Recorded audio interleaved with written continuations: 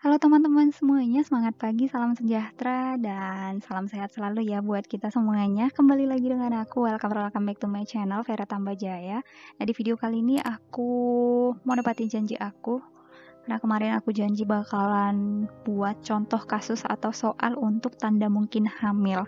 Tapi nggak usah banyak-banyak ya teman-teman, satu soal aja, yang penting bisa paham dan bisa tahu kata kuncinya dan bisa nanti membuat jembatan keledai sendiri supaya bisa menjawab dengan tepat ketika berhadapan dengan kasus-kasus atau soal-soal kebidanan ya. Oke, langsung aja. Nah, di sini ada satu kasus. Nah, kembali aku ingatkan ke teman-teman, ketika berhadapan dengan kasus, jangan langsung membaca kasusnya terlebih dahulu, tapi bacalah soalnya terlebih dahulu. Nah, di sini ada soalnya. Apakah tanda kemungkinan hamil pada perempuan tersebut? Nah, biasanya kalau aku berhadapan dengan kasus, aku bacanya seperti ini nih, aku praktekin aja singkat ya teman-teman.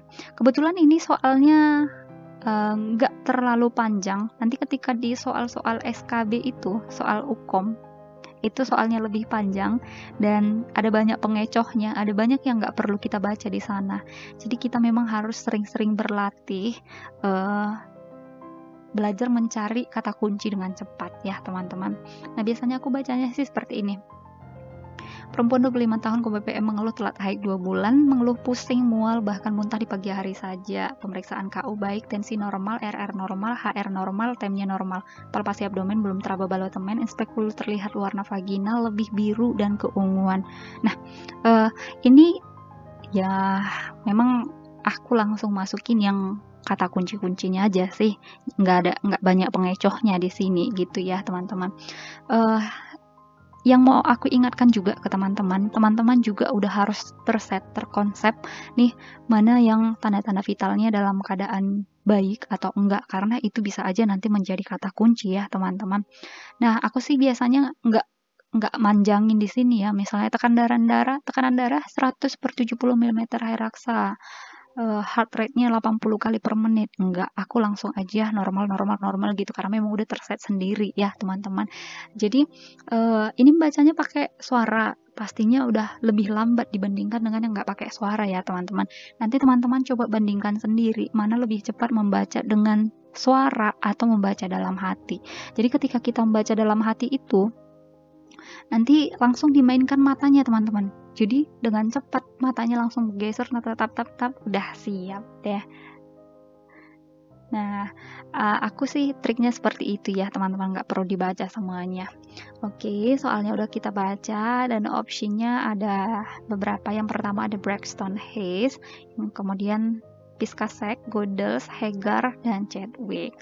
Nah, kemarin kita udah ngebahas perbedaan dari tanda-tanda ini ya teman-teman, tapi nggak apa-apa kita bahas sekilas lagi. Kita bahas langsung ke garis besarnya aja atau kata kunci yang sering muncul di soal ya. Nah, yang untuk Braxton Hicks ini pastinya teman-teman kita semuanya udah tahu bahwasanya ini adalah kontraksi palsu atau His palsu ya teman-teman. Dimana ini adalah peregangan miometrium karena pembesaran uterus. Kemudian yang kedua ada tanda Piscasek.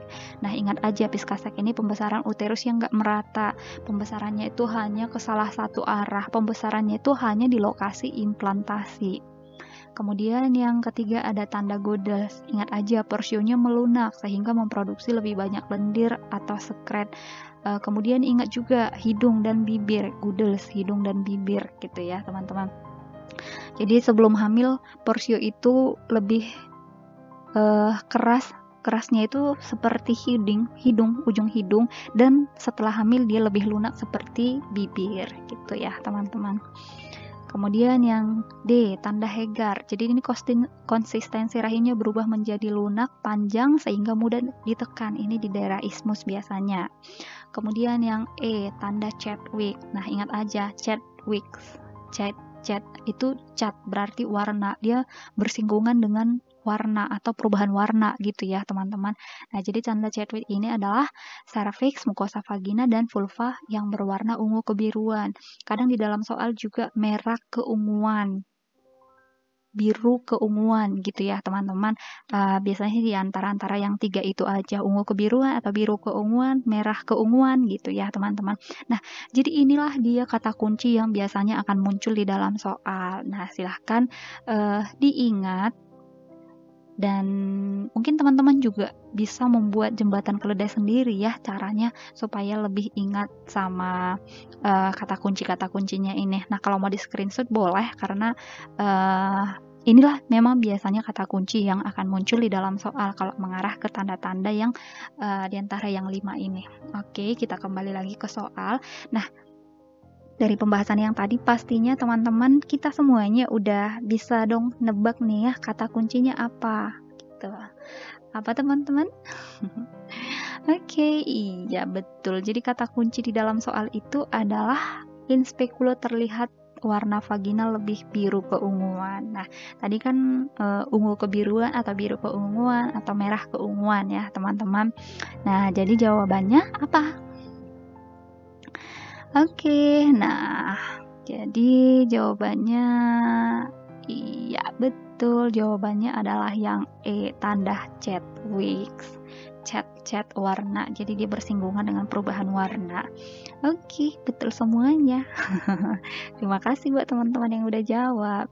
Nah, pesan aku sih teman-teman sering berlatih ya, sering baca cepat, mencari kata kunci, kemudian berlatih juga buat soal. Jadi dulu kami itu adalah di tahun 2014 saya tamat D3 dari Poltekkes, dan kami adalah angkatan yang pertama sekali melakukan ujian kompetensi. Dan kami tuh dulu setiap hari Sabtu selalu disuruh dosen itu latihan soal-soal, buat soal OSKA, buat kasus-kasus seperti ini. Jadi memang ya puji Tuhannya, alhamdulillahnya di angkatan kami itu hampir semuanya lulus, walaupun kami angkatan pertama yang melakukan ujian kompetensi. Nah, karena kami memang tryout dari pusat juga banyak, tryout dari kampus juga banyak, latihan-latihannya dari dosen juga banyak, dipush terus sama dosen-dosennya. Jadi ya puji Tuhan, alhamdulillah menghasilkan buah yang manis gitu ya teman-teman. Jadi aku dan teman-temanku seangkatan yang tahun 2014 adalah angkatan pertama yang melakukan ujian kompetensi. Dan kalau Tuhan berkenan nanti di 2023 aku akan melakukan ujian kompetensi lagi untuk profesi. Doain aja ya teman-teman. Oke, segitu dulu teman-teman. Di next video aku bakalan upload materi ini, perubahan fisiologi dan ketidaknyamanan dalam kehamilan. So buat teman-teman ya jangan lupa didukung channel aku, ditekan subscribe-nya, bunyikan juga loncengnya supaya nggak ketinggalan video terbaru dari channel aku. Oke, segitu dulu. Terima kasih buat teman-teman yang sudah mampir dan sudah tonton video ini sampai habis. Kalau suka silahkan like. Kalau merasa video ini bermanfaat orang lain, silahkan di-share ke sosial media yang teman-teman punya. Oke, terima kasih. Semangat pagi, salam sejahtera, sehat selalu. See you on my next video. Bye-bye.